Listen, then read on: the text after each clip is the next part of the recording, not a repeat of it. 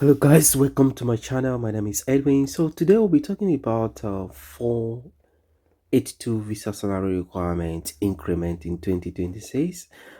This is very important if you're applying for 482 visa. Welcome to my channel. My name is Edwin. So in this video today, we'll talk about 482 visa, the new salary requirement, why the government increased the fee, who is affected, what employers need to do, and tips for visa application. 482 visa remains a very important visa, especially people who are overseas who want to come to Australia through employer-sponsored visa. So please, stay tuned while we go through this.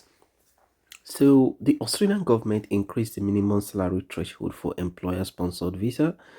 The increase is designed to keep pace and wage growth and also help overseas workers uh, to get paid fairly in line with Australian labor market conditions. This is actually good for, you know, overseas workers who are coming here. But at the same time, will employers be happy to pay this? That is the question. So, before 1st July 2026, the minimum salary used to be 76,515, but from 1st July at the moment the minimum salary threshold is 79 1,600.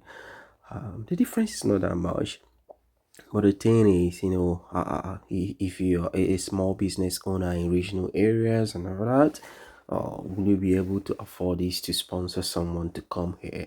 Anyways, it's the question we we leave that for employers who are interested in bringing people here if they're happy to pay this to bring someone here. That's the minimum salary employer should pay you if you're coming on a 482 visa. The group affected: employers sponsoring overseas workers who are nurses, engineers, chef, IT professionals, teachers, stress people, virtually all, 482 visa side, skin in demand visas actually affected. But this slide is just like the major ones.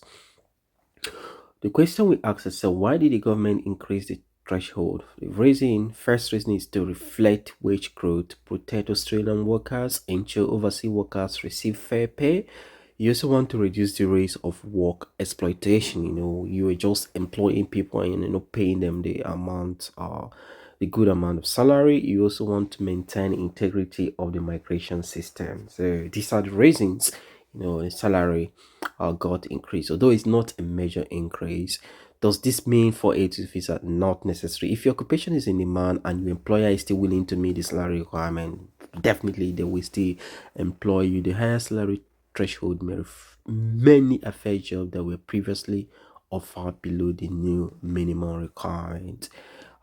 If your employer is willing and ready, they can sponsor you. Yeah, the difference to me is not that much.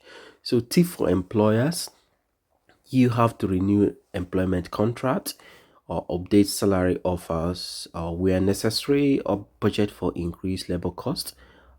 Check the latest sponsorship requirement, and then ensure salaries meet both the threshold and the market salary rates.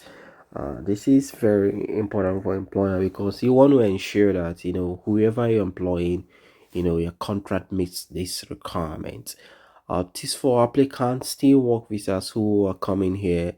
You have to research current salary levels, uh, negotiate for fair pay, improve your qualifications. At least that will help you ensure your English language requirements are met, and apply for occupation with strong demand.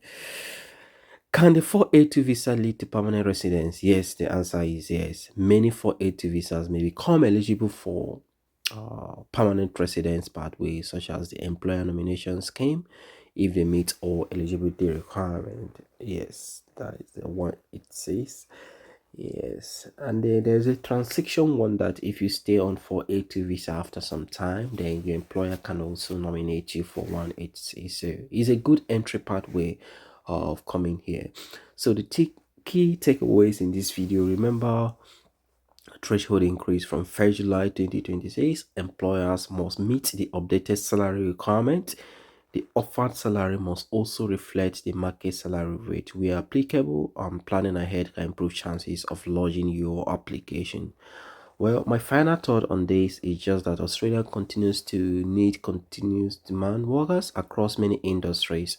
Although salary requirements may have increased, but employers, uh, the employer sponsor migration remain an important pathway for qualified professionals. So if you're planning to apply, stay informed and always rely on the latest guidance before lodging your application.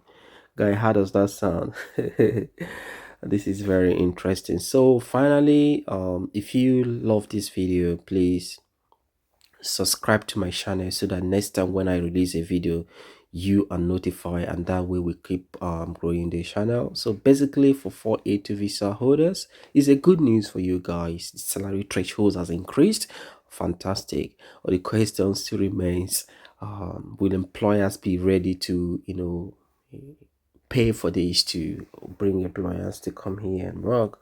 And one thing I believe for sure, that if employer loves you and your occupation is in key demand, they can't do without you. I believe they are ready to, yeah, willing to afford the new salary to bring you here. How interesting that is. I'm going to see you guys in my next video. Until then, have a lovely day. Bye bye.